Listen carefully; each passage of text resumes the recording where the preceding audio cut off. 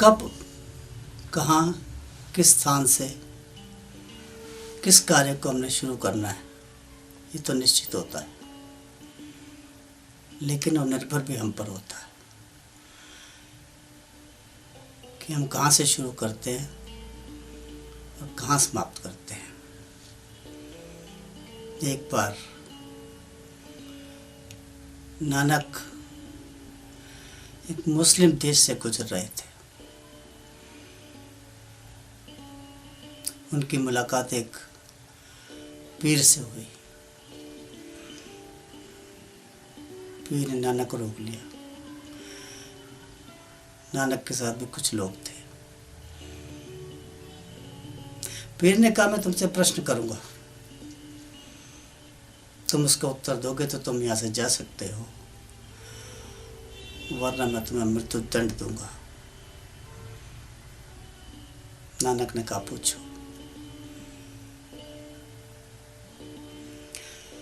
मैं तुमसे इसलिए नहीं कह रहा पूछो कि मुझे मृत्यु से दंड से डर लगता है, बल्कि मैं तुम्हारे प्रश्न का उत्तर देने के लिए तत्पर हूँ, तैयार हूँ। आप अपना प्रश्न कीजिए। पीर ने कहा,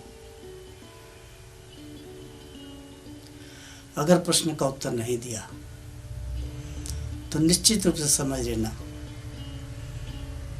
मैं तुम्हें मृत्यु दंड ही दूंगा। जिसके लिए नानक ने कहा, मैं तैयार हूं। उसने कहा, तुम परमात्मा को मानते हो? नानक ने कहा, मैं मिला हूं, परमात्मा तक पहुंचा, अल्लाह तक पहुंचा।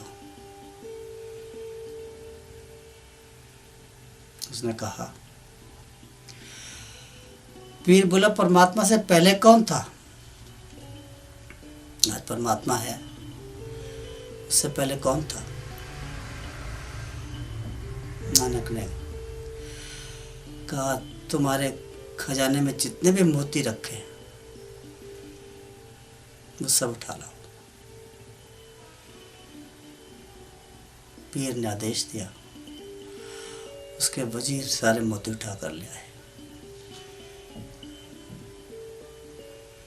नानक ने कहा, इसको गिनना शुरू करो।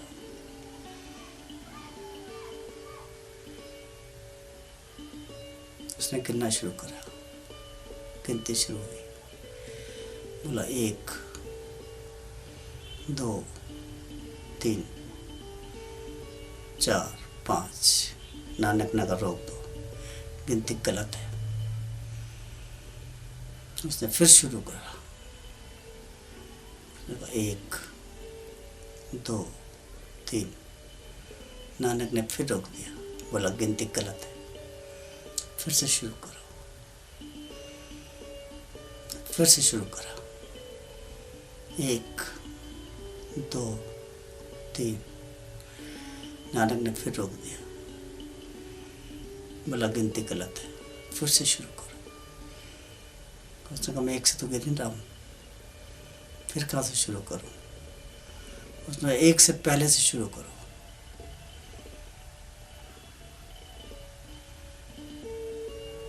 मुझे 1 पसंद नहीं, 1 से पहले बताओ क्या था। उस पीर फकीर ने नानक के पैर छू लिए। बोला, मुझे क्षमा करना, मेरी गिनती में 1 ही आता है, हम सबकी गिनती में 1 ही आता है। हम 1 से गिनना शुरू करते हैं। 1 पिता, 1 दादा, 1 दादा का पिता, फिर उसका पिता, फिर उसका पिता। लेकिन हम ये नहीं जानते कि सदियों से, जब से हम जन्म लिया या हमें किसी ने जन्म दिया, उससे पहले कौन था, उससे पहले कौन था, उससे पहले कौन था। गिनती कभी भी 1 से नहीं शुरू होती, गिनती अनेक से शुरू होती है।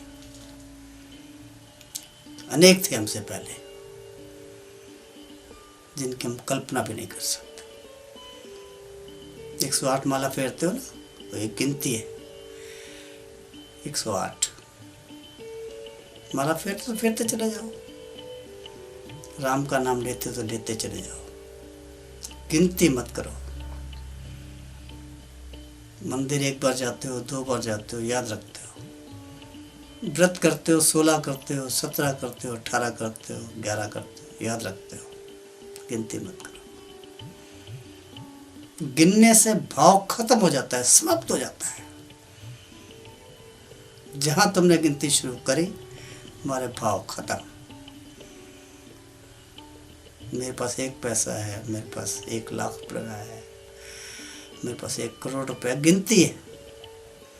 और गिनती जितनी बढ़ती चली जाएगी ना, भाव उतने खत्म होते चले जाएंगे। भाव दुख देते हैं, भाव तकलीफ देते हैं, और भाव सुख देते हैं। जितना अधिक उतना अधिक दुख, जितना कम उतना कम दुख। रोग जितना कम होगा, सहना उतना आसान होगा। रोग जितना ज़्यादा होगा, सहना उतना मुश्किल होगा। कभी भी गिनती के दायरे में मत आओ, किसी भी दायरे में मत आओ। जब तुम दायरे में आ गए, तुम चक्र में फंस गए। हमें कभी भी नहीं गिनना है। लोग तो खाना खाते समय भी गिनते हैं, 1 रोटी खाई, 2 रोटी खाई, 3 रोटी खाई। उतना ही खाओ जितना हमें ज़रूरी है, जितने की हमें इच्छा है।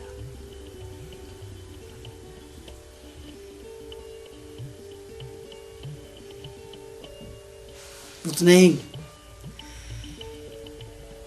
ईश्वर का नाम भी उतना ही लो जिसकी तुम्हें गिनती ना आती हो।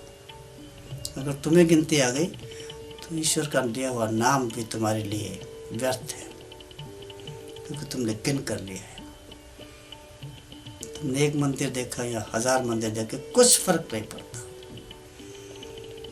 तुम काशी गए, तुम विश्वनाथ गए, तुम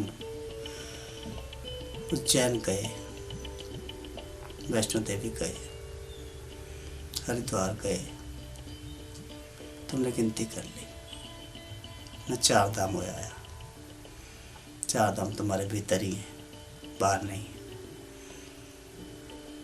भीतर स्वच्छ है तो बाहर भी स्वच्छ है, भीतर स्वस्थ है तो बाहर भी स्वस्थ है।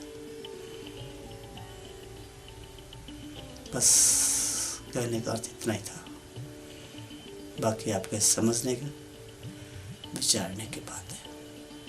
आज इतना ही। शेष